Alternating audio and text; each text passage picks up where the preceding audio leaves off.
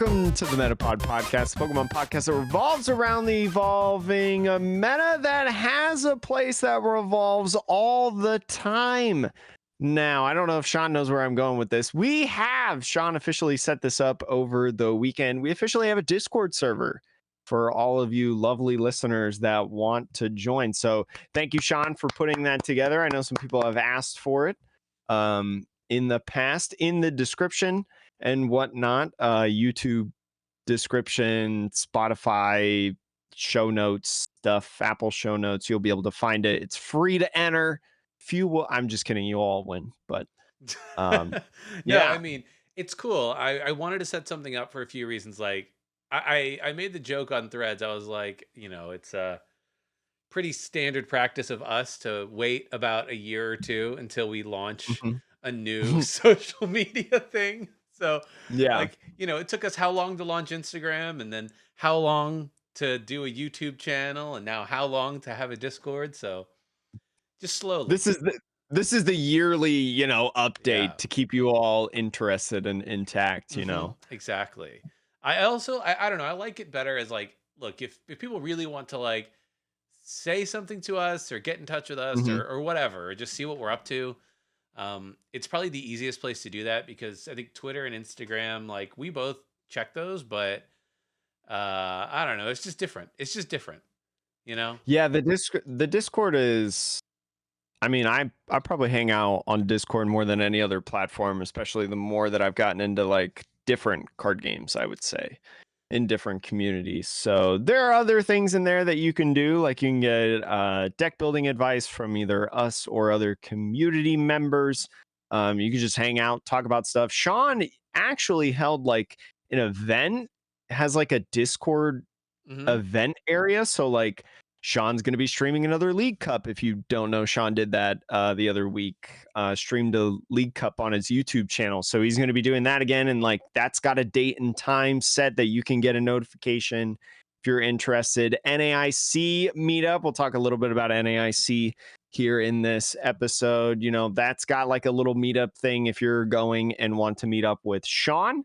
Yep. Details TBD on that. And I know like for registration of NAIC, you had a little event I for that as did. well. Yeah, Yeah. I made little events for people who were thinking about going to NAIC, and we're like, because the tickets sell out so fast, which we could talk about too briefly, but after this. But I just wanted to say, like, it's sometimes really hard for regionals and internationals to like keep up with, like, wait, when is it releasing? What website do I go to? Like, Mhm. even for like me and Jake, like, Indianapolis, LA, all those regionals, like, I don't always know when a regional goes live. It's just there's not like a good centralized place. So because of that, I think it's sometimes useful to be a part of communities, and you can use a feature to help the people Mhm. in your community know when the thing's happening. So, but There's also different things that are coming in through there. And I don't know if we can talk about them now or we'll talk well, about them in the future. I will say, I'll say this: nothing is live on the Discord yet, but I know that I'll just hint that I know that a lot of you have been interested in the Viridian Forest playmats that Zach Roy made for us so many years ago. So there may, in the very near future, be an opportunity for you to get one of those playmats through the Discord. So That's what I, I was referring to. I yeah, didn't know what I could say. no, I've got it all approved by Zach and everything. So everything is above board. Those details will launch when they launch, like, and look, Mhm. for the most part, I'm not going to go into any more detail, but just keep an eye on the Discord. If that's something that you've always wanted to get and you just joined the Discord just for that, that's fair. Totally fair. But yeah. You'll also get notifications whenever new episodes drop. If sometimes you need a little bit of a reminder, even though we've done Tuesday mornings at 7 a.m. for the last several years, Yeah. I think now. But, anyways, either way, we're going to start off with a lovely Discord kind of review, a nice message that we got in the new Discord server from M. Kaiser. Hello. The Metapod helped me get into the game, and it remains my favorite Pokemon TCG podcast. Thanks for all the hard work, guys. Thank you so much, M. Kaiser, for the lovely message. coming in. It was nice, as people were like joining in, because some people found the link before the podcast episode. Mhm. This episode aired, obviously, because we're talking about it before that episode aired. Anyways, Yeah. it was just nice, the people coming in and like saying hi and welcome on in and stuff like that. So Yeah, it was very cool. So appreciate the 20 of you who've already joined at the recording of this podcast. So woo! big shout out to I say 20, two of them are us, Jake. So 18 of you, 18 of you who have joined that are not It's us. actually 18 of you, 18 being all of my 18 alt Discord accounts. Anyways, we're going into more the news. We talked about NAIC registration. Sean registered for NAIC, and there was a lot of Yeah. discussion revolving around it. And to be honest, I don't know a ton. I saw they used a new system, Yep. to my understanding, and here's where I'm going to pitch it off to Sean. The new system, they posted an entire flow chart, and I said, good luck, I'm not reading that. And so Sean, take it away. I mean, I think we mentioned in a previous pod that you needed to there was a new registration that's happening through the Pokemon website directly. So like where you go and you find out about regional dates and NAIC dates and all of that. The same place that you would go look at your account for your like player ID, like and how many points you have. That whole website, they're using that. They used, I should say. It's kind of already done. I guess you can probably get spectator passes still, but they're using that for NAIC registration, which is different. So like usually in the past, all the registration would happen through third-party websites. Most typically, it was RK9, which has been like for years and years now. They handle registration and they also handle tournament pairings and reporting for many years. Mhm. RK9 has done that at like big events, right? Not at your local like league cups or anything like that, but like for big events. Mhm. So, but yeah, this one was different. They're still using RK9, so you have to like go through Pokemon's website and register there and give Pokemon your money through there. And then you Mhm. also have to go to RK9 and register there. And part of that registration on RK9, I guess, looks to like a database that Pokemon has and says, "Did this person pay? Is you got this too, right?" And then it takes a minute, and then they're like, "Yeah, we got this." And then RK9 is like, "Cool, you're in." Which I'm like, that seems like the most inefficient way to run this whole thing. Um, yep, yep. It, so I just know that like they had like on the Pokemon website, they had a countdown timer, and once it hit 0, it didn't really do anything. And there was a lot of people that like needed to log out after the timer hit 0 and then log back in. Yeah, you did that. Everybody. Um, It was now they did say people are calling them out because they're like, "Oh, why didn't they tell us?" They did say you will need to log in yeah. when the timer after the timer hit 0. So log back in. Now, whether or not you interpreted that as you can stay logged in or you interpreted that as you need to log out until the exact time and then log back in, it's up to you. hmm They did say. And it's kind of a weird conversation because I think a lot of people will be like, what the heck? Why'd they do this? And it's like, well, they kind of told us a lot in advance that they were going to do this. I mean, there were videos, I Yeah. think, who was it? Trust Your Pilot, I think I saw made a YouTube video about like how to register Yeah. before it went up. And I mean, it was it was definitely an interesting time to try a new registration, but again, I mean, there might be other things. I, But I'll say this, Jake. I watched Mhm. JW Krewall, Flex Daddy Righteous, or another host of the Tag Team podcast. He did like a Mhm. whole 45-minute video on his YouTube channel about this, which I actually watched the whole thing. I saw that he did post a video about the registration, but I haven't watched it yet. So, I mean, he goes into a lot of detail about a lot of things in the video. I would encourage everybody, he's a longtime player and he has a lot of experience going to big events. So, like, I think his perspective is invaluable in many ways. Mhm. But yeah, I think the big things people were upset about most is the system was a little convoluted. Like, there's like two websites that you need to register on.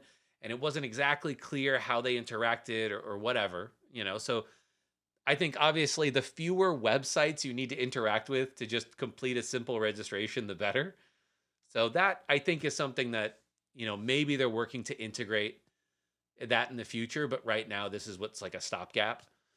Hmm. And then the other issue that came up was when events like NAIC are just so big but so popular that they're going to sell out really quickly, how does Pokemon, if at all, manage the number of people who want to attend, manage priority for people who want to attend, right? Like, because it is a feels bad for people who want to go for whatever reason that can't get in, And what made it worse in this scenario was, how a lot of the time, Jake, if you go buy a ticket at like Ticketmaster for any concert or whatever, the second you hit like reserve a ticket, the system Hmm. gives you a like 10-15 minute window with which to complete your transaction. Meanwhile, your ticket is held for that whole window time, right?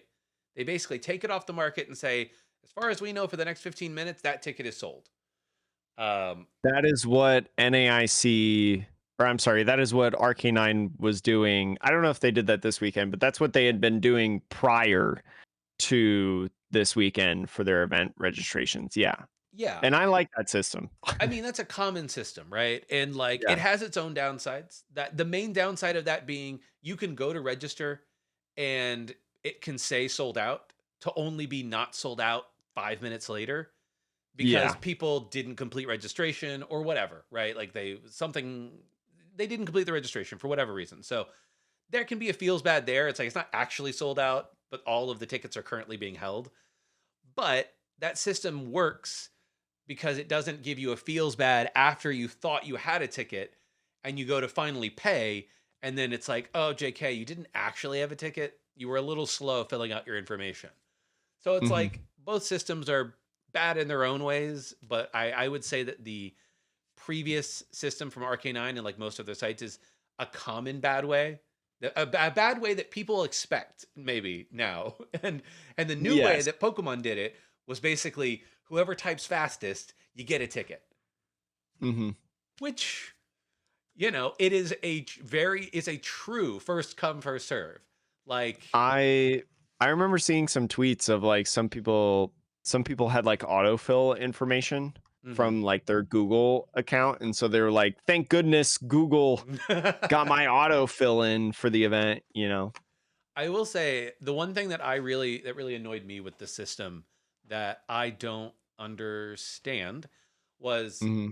the system that they used was it was connected to your Google account to sign up, right? Hmm. And when I went to like pre-register, it kept telling me no last name. And I was like, Sean, you don't have a last name anymore. Sorry, right. you And lost it. I was manually filling in the form field that said last name. And I was like, what's going on? I contacted support during pre-registration and they were And you like, still got a registration? well, Oh, I did. Yeah, pre-registration. during the Got pre-registration it. window. Yeah. And what they told me was, oh, you need to change your name on your Google account. And I was like, Oh, so like my Google account, I don't want to give too much away. But my Google account is it's connected to my YouTube. Gyroshan, Right. like Gyroshan plays or Right. whatever. So because of that, when I changed my name on my Google account, now my YouTube account and my Gmail and everything says Shun with my last name. And it does not say Sean Gyroshan. Ketchum. Right. And it does not say Gyroshan anymore. And I'm like, man, if I was like a content creator on the reg, that would Hmm. be really insane and annoying. That like I can't select that I basically it doesn't allow you to select a last name that is maybe a legal last name, but is not the name that you go by on Google and through social media. And I'm like, Hmm. that's a problem. I told them that in the thing. And I'm like, you probably shouldn't have it pull only the data from your Google account for that because people's legal last names and their, online personas are not the same. So don't make There's them also people change that that. just have preferred names in Right. general, based on their identity. So like that's another kind of thing. So that I think is less a factor of them being not, being wrong and more a factor of them just implementing a system as easily as possible without taking into account other factors. Mhm. But that was the one particular weird thing that I experienced. I don't know if many other people would have experienced that though. I did while we were talking about it, because obviously, I have to do 18 different things at once. I did see that you can still get spectator passes for the North American International Championships if you're planning on going and meeting Sean. Unfortunately, I will not be able to be there. But Sean, I know, boo, boo, boo, Boo. hiss. Get him off the stage. Sean will be there at least, and Sean's a wonderful person. I've never met him actually personally. We Fun have fact, not. but no, we've still never met. We will someday though.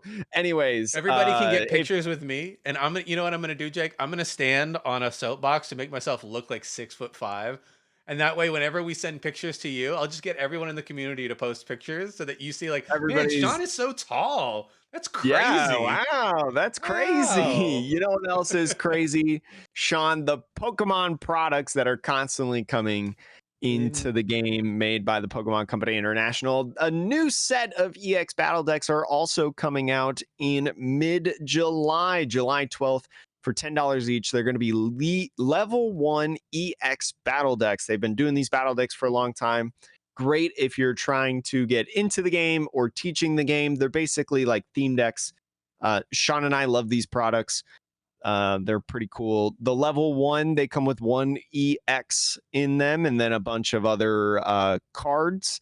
There's a Victini one and then a Miraidon one. The Miraidon one is not the one that has the Miraidon ability on it. Yeah, not good Miraidon, but it's cool. it is. Yeah, I mean it's a really cheap product that you can get a deck of. I think it's like literally ready to play 60 card deck.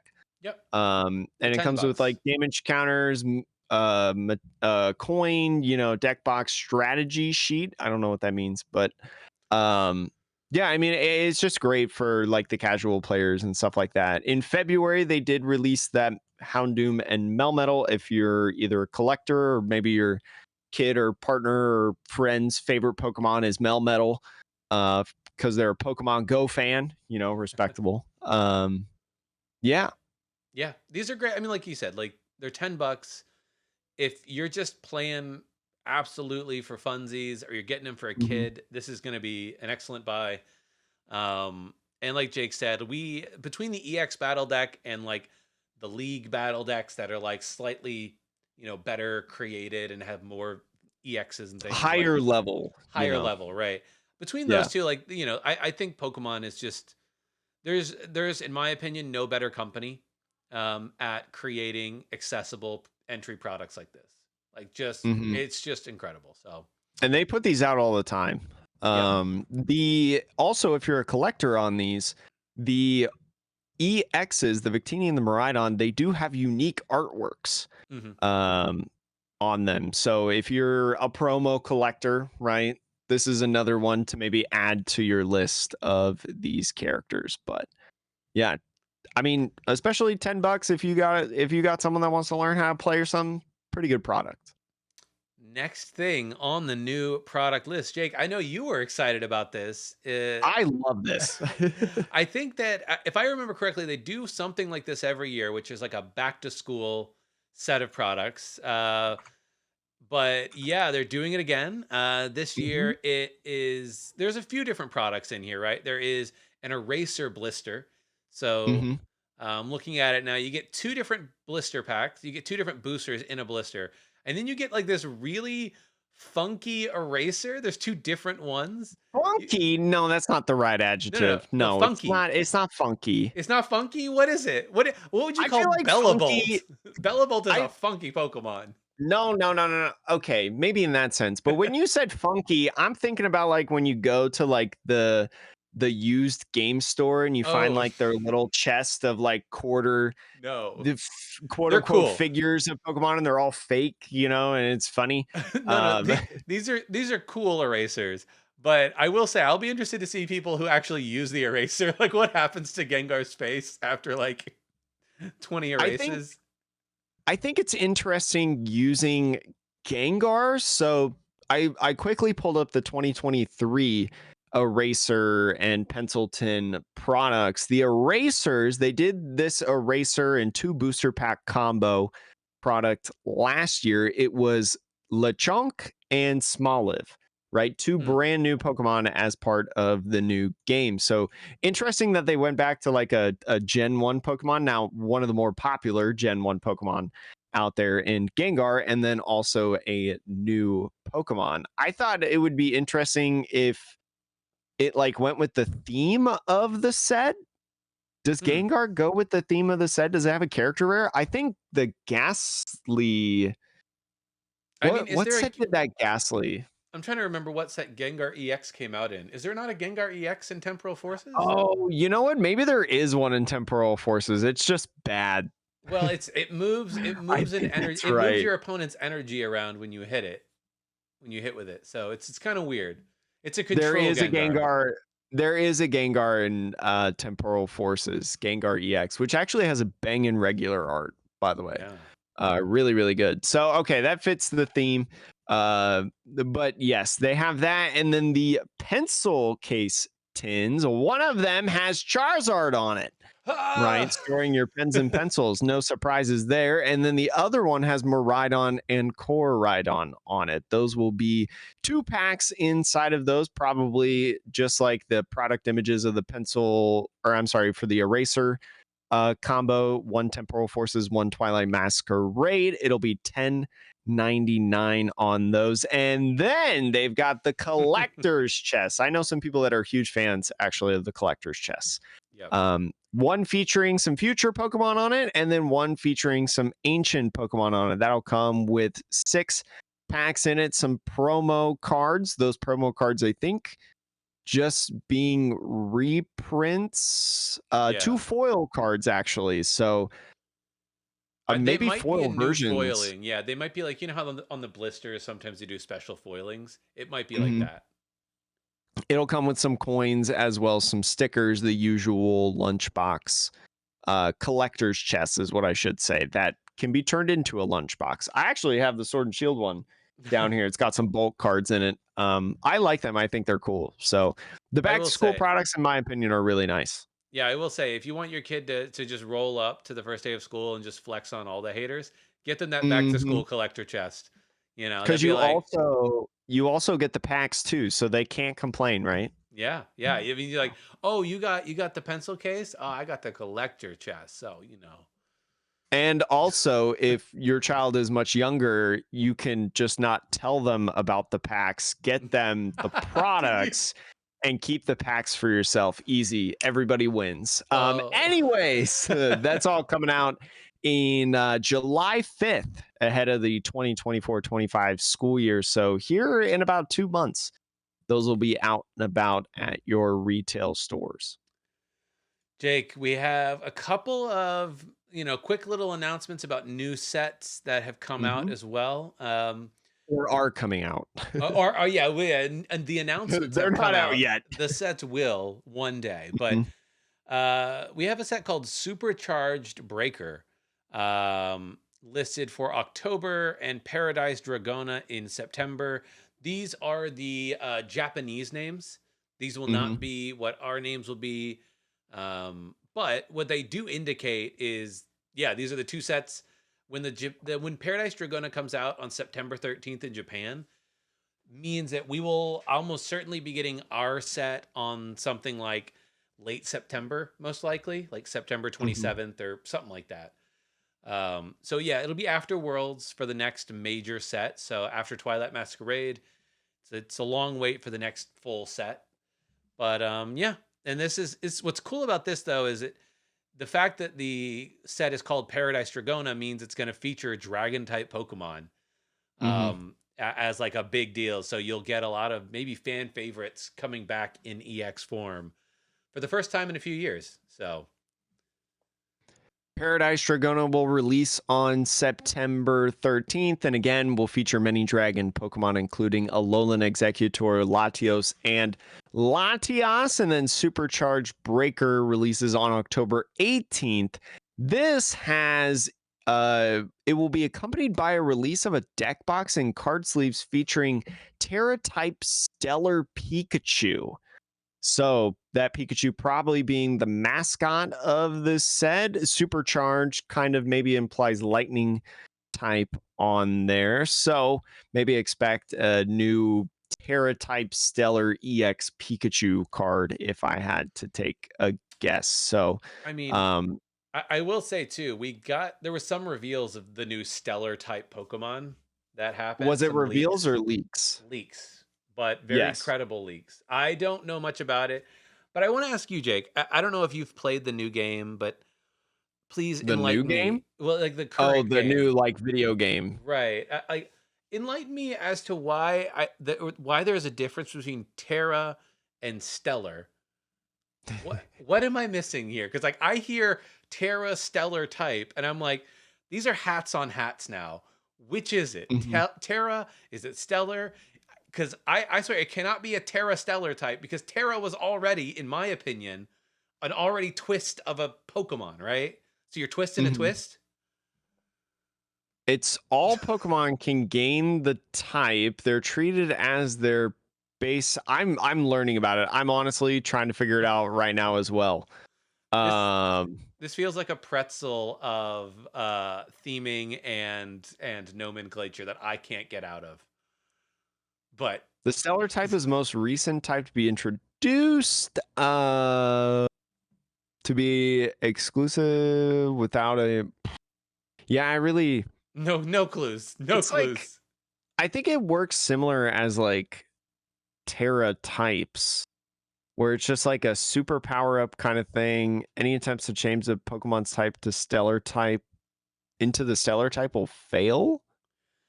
Bruh. Stellar type Pokemon are in practice always weak to stellar type moves.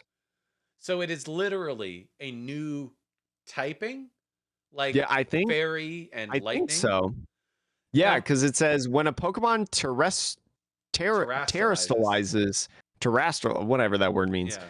into the stellar type, it gains an attack boost for every move type, but only once per type, 2 times for the Pokemon's original types, and 1.2 for every other type, including stellar. I So I can't be it's like bothered. a whole no, it's like a whole new type. Yeah, I will say that the reveals though that we got from the leak Hmm. suggest that this is more of a flavor and we're not actually getting a new type in the TCG. Oh yeah, for sure. Because I will just say like from a balancing standpoint, they removed an entire type because it was hard enough to balance it with fairy. So, Hmm. but what I will say is it looks like they are Terra types, but they have attacks that require crazy energy combinations. So think about them closer to two prize amazing rares. Hmm. That's the best way my brain can process it. Is for the card game, they are EX amazing rares. That's how you should think about it. I'm trying to see, yeah, because like, so there's a Cinderace one that has an energy requirement of fire, fighting, and dark. Lapras EX stellar type, water, psychic, metal. There's 4 of them in total, and all 4 of them have 3 different energy type requirements on there. They all have 2 attacks, one of them having one that is just one energy requirement type, and then the other one takes like all 3 of them. Hmm. I mean, It's an so alleged leak, though. Is it real? Who knows? you're right. It may not be real, but I I buy it halfway because I do think that the fun thing with amazing rares is there was a window of time when they were really good in like a specific deck. That deck being Lugia. Hmm. But they also saw some play. If I'm not mistaken, they saw play in was it Mirage Gate decks too briefly? I can't remember. Say that one more time. Well, anyways, they saw play in specific decks, the Amazing Rares. We really liked Hmm. them conceptually, and I think that I would believe these leaks a little bit because the timing that they'll come out for us is probably going to be later in the year, maybe the fourth set of the year for us, which Hmm. will mean that it's like one set out from the next rotation. which basically means that they will be in format with Colress and Mirage Gate, which is, I think, is probably going to be one of the better engines for the deck for only a year. So it will have a shortened window of time to take advantage of that energy acceleration type. So that's why I believe that this leak probably makes sense, because they want to reproduce Amazing Rares, but put it in a time frame where that gives the shortest amount of time feasible. Does that make sense? Yeah, I think it does. Yeah. I always get Anyways. skeptical though when I see an English supposed version of a card before I see the Japanese version. But I know we're trying to get closer to simultaneous releases, but I don't know. I still get skeptical. But Jake, we do have one other set. We did talk a few weeks back, I believe, about the fact that we are getting a special set sometime in August. You know, similar to like the Pokemon Go set that we got last year, I believe. So yeah, this set, we don't really still know too much about it, but what we do know is that it is most likely to feature the Loyal 3 Pokemon from the recent DLC. And part of the reason is we also know that a few of those Pokemon cards were not in the set list, are not likely to make it in the set list for the English version.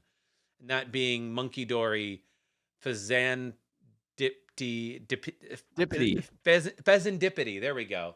And Okie Dogie, which is adorable. I love that name. I know, they're great names. Yeah. I mean, like, they nailed these names. They nailed them. Hunky Dory, Serendipity, and Okie Dokie. Yeah. Once you have to, like, I think the middle one, I was like, what? And then you said it, Pheasantipity. And I'm like, the pheasant one it's just a lot of letters. It's combined. A lot of letters that you never see together, and you're like, what's happening? Yeah. Anyways. But yeah, so those Pokemon are likely to make their appearance in the TCG as part of our special set in August, which also means that I believe they will be legal, because we got the date for that. They should be legal for Worlds. So if you really want to play an Okie Dokie deck, you know, you'll be ready to rock and roll for Worlds. You can meme it up. I'm trying to see. I'm trying to see if they have a specific date on it. They gave us a date before, and it was 2 weeks out from Worlds. Okay. Yeah. I'm trying to just see if they had it again, but I mean, also August 2nd. August 2nd. That's the date. Which it also could showcase a Percharant in either its withdrawn or regular form as part of the other section of the DLC. Oh, I think that's supposed to be petulant, like petulant. Oh, I was gonna say I have no idea. It's English. I got nothing. Anyways, we help each other here, Jake. I had no idea with the bird. You help me, I help you. But Night Wanderer should be officially revealed in Japan next week, as that set should be showcased. So we should get more information as that drops. But yeah, hopefully, you know, I feel like we almost like peaked with Celebrations and Hidden Fate. Well, no, I wouldn't say that we peaked with Celebrations. It's a whole different thing. But like, you know, we got Hidden Fates and we got Paldean Fates and Shiny Fates and Fates, and then Dragon Majesty was a really good set that people like, and Celebrations was cool. Champion Path sucked. Crown Zenith had some good illustrations. It had some cool cards in it, but overall it just sucked. So hopefully this one is a banger. Yeah. But Jake, one last thing to really discuss today, and that's we got Indianapolis coming up this weekend, right?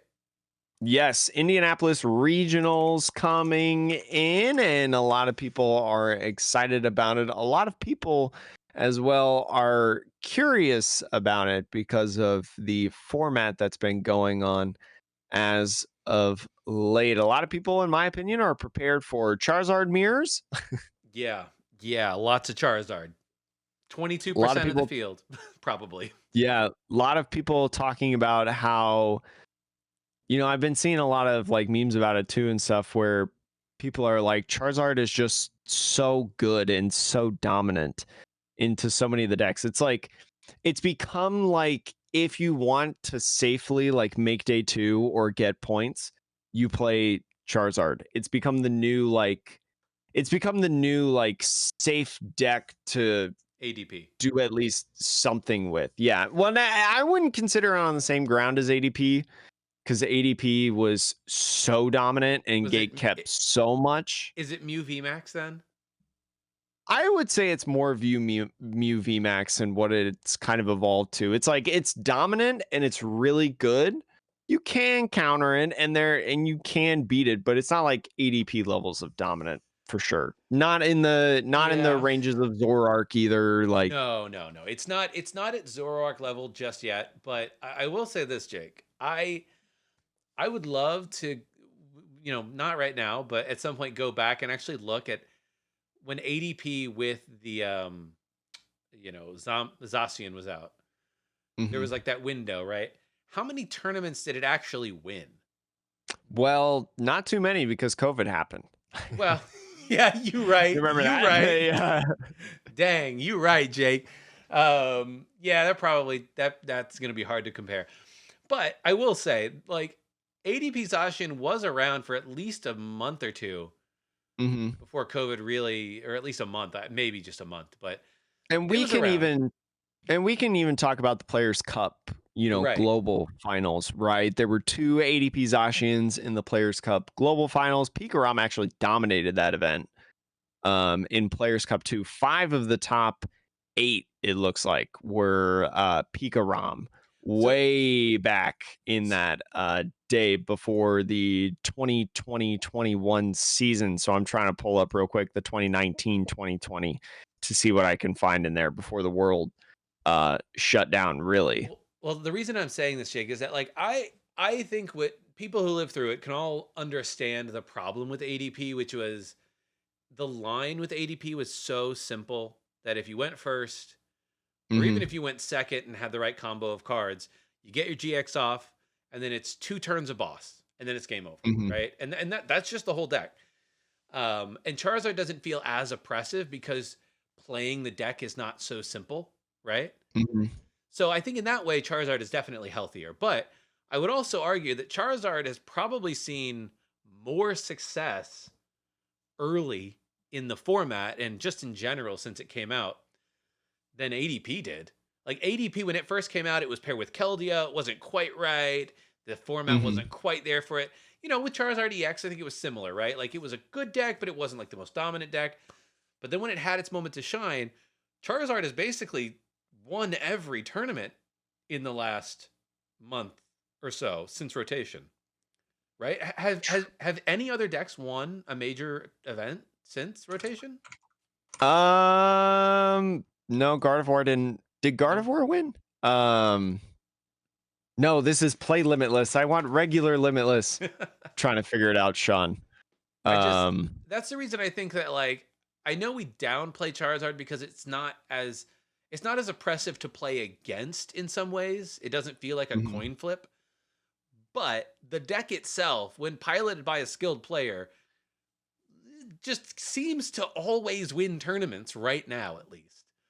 So, Singapore had lost Tina, as the champion, but but yeah. I'm seeing a lot of Charizards right now, like going through EUIC Orlando. Thailand had Hmm. what is the Entei variant Yeah. of But I mean, that's my point. Is it's like it feels like the last 3-4 weeks have just been Charizard, and like I don't want to downplay how dominant this deck actually is. Yeah, a lot of people play it and then it just wins. yeah. So, I think we're still relatively early in mhm. a sense in the format and trying to still like develop things, right? I mean, the meta is constantly shifting based off of the performances. And so I think it will eventually, if not this weekend, eventually before like the next format starts, shift towards beating Charizard, right? Because if you don't beat Charizard, well, then you play Charizard, is what Y- it's coming down to. yeah, yeah. I mean, I think the best decks that we're going to see to try to beat Charizard are the Tina variants, whether it's Hmm. Lost Tina or Arc Tina. Um, I don't know honestly what the exact right call there is. It may be that Arc Tina has maybe a better matchup with Charizard in some respects because it can find its pieces more consistently, Hmm. but then maybe that has a worse matchup in other areas. So like it doesn't do as well at a super large tournament. Whereas Lost Tina, you have single prizers you can sort of throw out there in different matchups, you know. Hmm.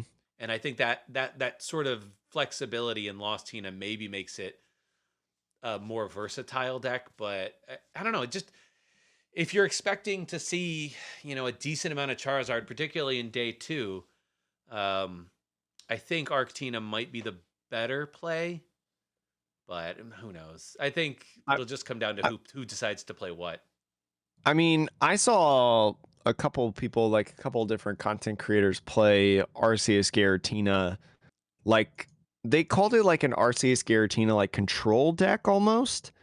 Hmm. Saw them playing with it, and again, it's just like ladder games, so it is what it is. It's not like it's regional level training, and testing, but it seemed like a pretty interesting deck. And then we saw in Sao Paulo regionals the other week, a couple Arctinas making inside the top 10.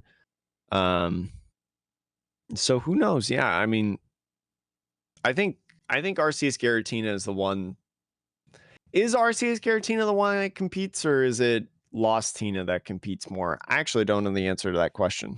I actually I think that a lot of competitive players don't know either. I think that, like Hmm. I was saying, it may be each one of them has better matchups outside of Charizard that are different. And so, what do you expect to see? Right? If you expect to see a lot of Ancient Box or like other single prize decks, I think that Arctina is not good probably in that matchup because your whole Hmm. deck is a bunch of two prizers. So like that's not great.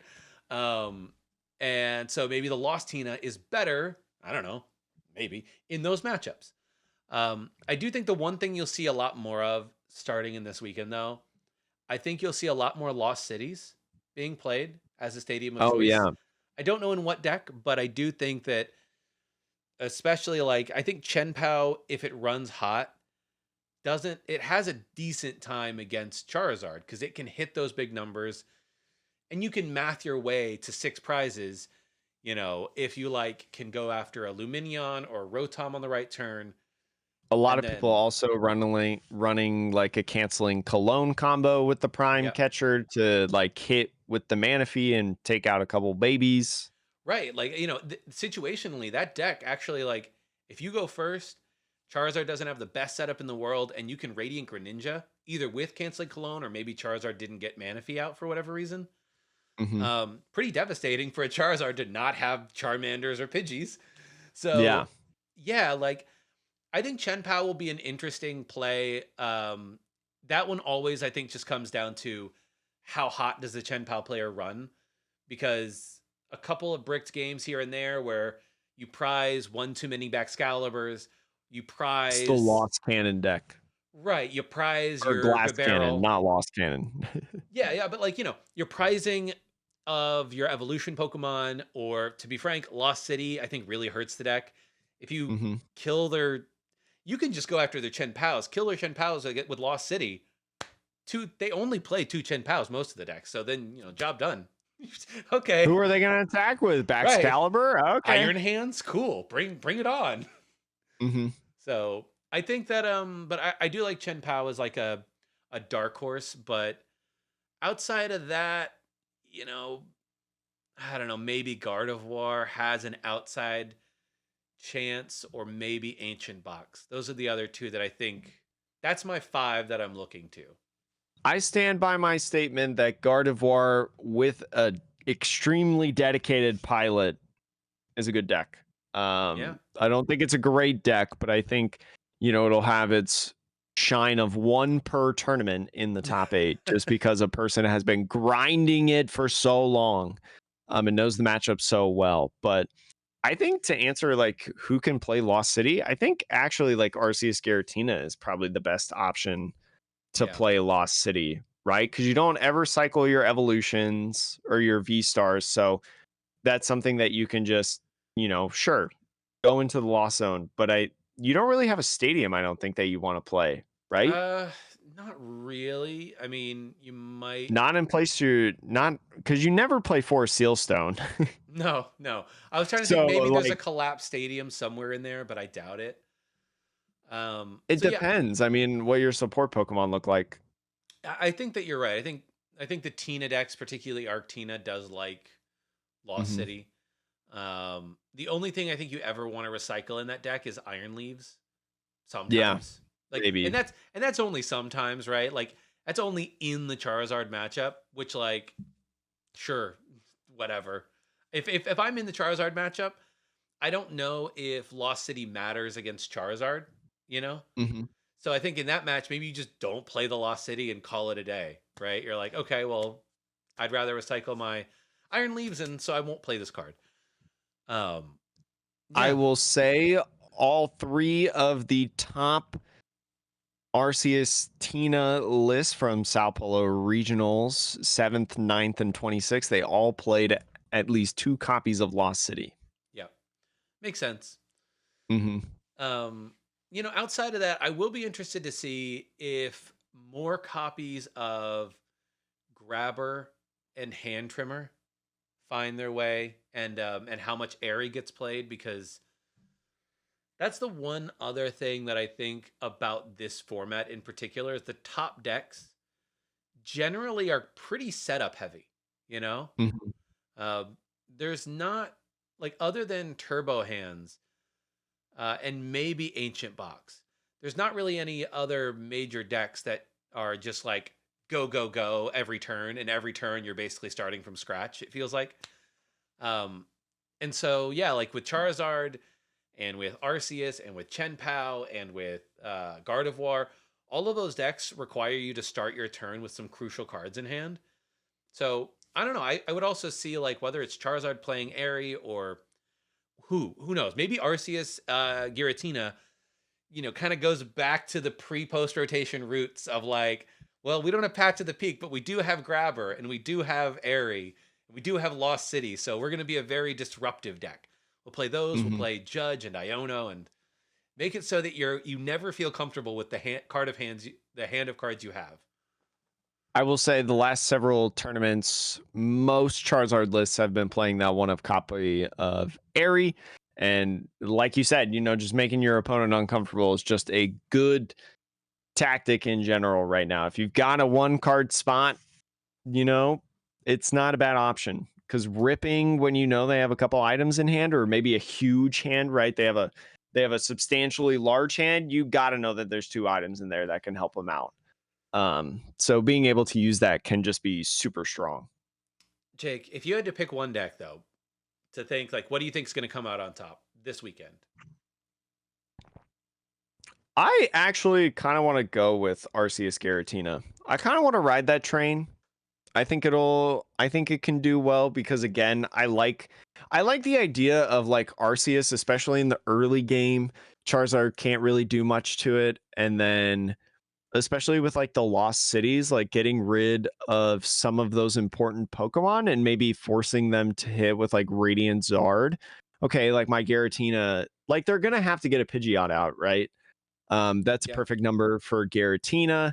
They leave any of those smaller Pokemon out, right, in terms of like Rotom and stuff, while your Arceus can boss it up and knock it out. Um, Yeah.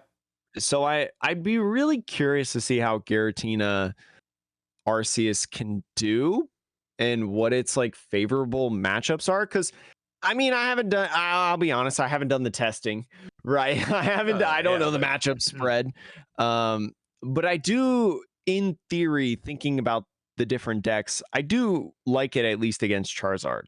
And whether that actually comes out in fruition, we'll see. I've been wrong before. I'll always admit that, but I have gotten some things right every so often. So a broken clock is right twice a day. So yeah, I mean, for me, as much as I want to say Charizard, I want to let's pick something different. Um, Any non-Charizard deck, what's the non-Charizard deck to win? I think Ancient Box is still slept on. Not that people don't know about it, but like I don't think as many people play it as it deserves. Mm-hmm. Um, I think it's a really strong deck. I think the problem that it faces in Charizard matchups is Turo, right? Like, and if you expect to see a lot of Charizard, or if you know that it's a lot of Charizard in the field at least, like, oh man, there's one They're card in gonna their have deck. no 2 cards. A lot of Yeah, them play 2, you know. yeah. So it's like that's a problem, right? But I don't know. I I think that Ancient Box can find ways to still win, you know, and if it gets lucky, and like we were talking about a few weeks ago, these tournaments are enormous. Even if Mm-hmm. 22% of people play Charizard, you might only hit 1 or 2 Charizards on day 1 and maybe 1 or 2 on day 2. And if you get lucky against 1 or 2 of those, you're sitting pretty in going into top 8, right? If you can beat everything else, and only hit a moderate number of Charizards, which is I don't think unreasonable. Um, you know, I think a good player could do really well with Ancient Box in this format because Turbo Hands is popular, which is a problem for for Ancient Box, I think. Mm-hmm. But Turbo Hands is also very vulnerable to one lost vacuum, and I think Ancient Box can handle that. Yeah.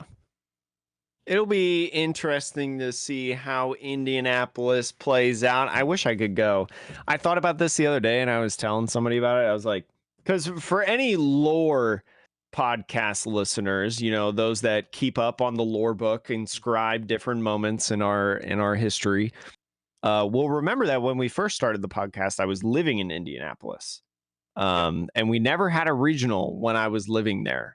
At least playing and when we started the podcast. So I wish that I could be there. I love Indianapolis. I kind of miss Indianapolis at times, but yeah, it'll be fun. Very walkable for anybody who does not know. It's a very walkable city, especially this time of year. So yeah, you get to walking. There's some good spots. Maybe join our Discord and I can give you some recommendations of some Yeah. places to check out in Indianapolis if you're going, if you've made it this far in the podcast. Yeah. I love that, Jake. So ask if you're out there and you're like, where should I go eat, Jake? I'm downtown. Help.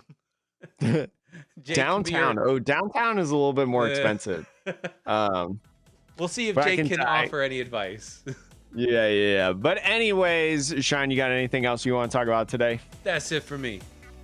That's all for the Metapod podcast. Thank you so much for listening. With the evolving, oh my God, I've screwed it up. Do it again. Do over. In 180 some episodes, I finally messed it up. The Metapod podcast that revolves around the evolving meta. I'm Jake. That's Sean, and we'll see you later.